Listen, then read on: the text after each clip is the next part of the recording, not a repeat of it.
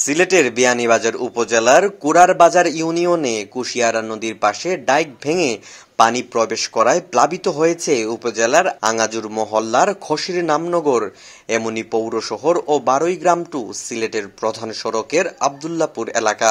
বিয়ানীবাজার উপজেলার প্রশাসন জানিয়েছে, বিয়ানীবাজারে ৬৮টি আশ্রয় কেন্দ্র খোলা হয়েছে। ভেঙে যাওয়া বাঁধ মেরামতের কাজ করা হচ্ছে।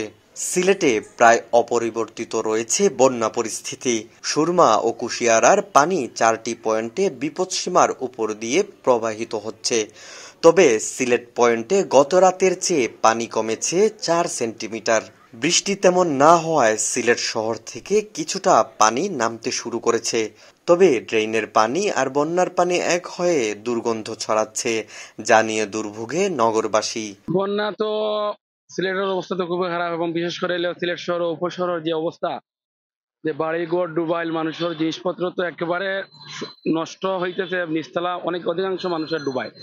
তা হচ্ছে প্রতি বছর এরকম যখন বন্যা বৃষ্টি আসে, বর্ষা সিজন, পুরোটা সময় সিলেটের সবচেয়ে আবির্যুক্ত এরিয়া এবং সবচেয়ে দামি এরিয়া এই এরিয়াগুলো মানুষ সবচেয়ে বেশি ক্ষতিগ্রস্ত হচ্ছে। কারণ হচ্ছে যে নদীর নাব্যতা নাই এবং নদী খনন হচ্ছে না। বারবার বাসা বাড়িতে মানুষের আসবাবপত্র নষ্ট হচ্ছে, জনজীবন বিপর্যস্ত, এবং পানি এত বাড়তেছে যে ভয়াবহ পরিস্থিতি। রাত্রে অনেকে ঘুমাচ্ছে না, কারণ কখন বাড়িতে পানি ঢুকে যায়। পানি আজকে অনেক কমছে, এবার গন্ধ আছে, প্রচুর গন্ধ প্রচুর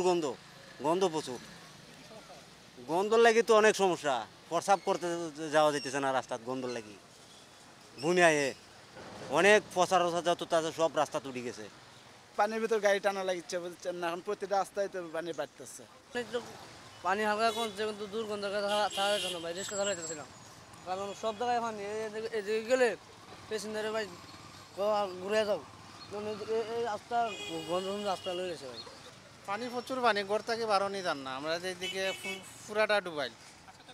আজকে একটু কমছে, আজকে সমস্যা খালি দুর্গন্ধ করে, পাওয়া তো চুলকায় পানি চানার পরেও। ২-৩ দিন থেকে পানি বাড়ছিল, আজকে একটু কমতেছে পানি বৃষ্টি না হওয়ার জন্য। এই বাসার নিচতলা ডুবে গেছে। এখন কে দেখবে, কে শুনবে আমাদের এই যাতায়াতের অবস্থা? অনেক কষ্ট হচ্ছে। আমাদের ফার্মেসি আছে, এগুলোতে কাস্টমারও খুব কম। জকিগঞ্জ ও কানাইঘাটের নিম্নাঞ্চলের মানুষ বেশি দুর্ভোগ পোহাচ্ছে। তবে ধীরে ধীরে উন্নতি করছে জৈন্তাপুর, কোম্পানিগঞ্জ ও কানাইঘাট এলাকার বন্যা পরিস্থিতি।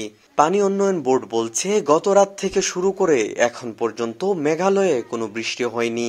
এ ধারা অব্যাহত থাকলে সিলেটে বন্যার উন্নতি হবে।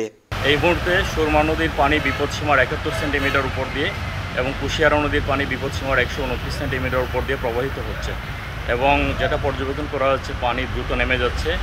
আর আরেকটি ভালো বিষয় হচ্ছে, গত ২৪ ঘন্টায় চেরাপুঞ্জিতে কোনো বৃষ্টিপাত হয়নি। আর এই অবস্থা কন্টিনিউ থাকলে আগামী ৫ থেকে ৬ দিনের মধ্যে সিলেটের সমস্ত পানি নেমে যাবে এবং আমরা বন্যার কবল থেকে মুক্ত হতে পারব। বন্যার পানি নেমে যাওয়ার সাথে সাথে যাতে রোগ জীবাণু না ছড়ায়, সেই লক্ষ্যে সিলেট সিটি কর্পোরেশনকে প্রয়োজনীয় ব্যবস্থা নেয়ার আহ্বান জানিয়েছে নগরবাসী। Today BD desk, Sylhet.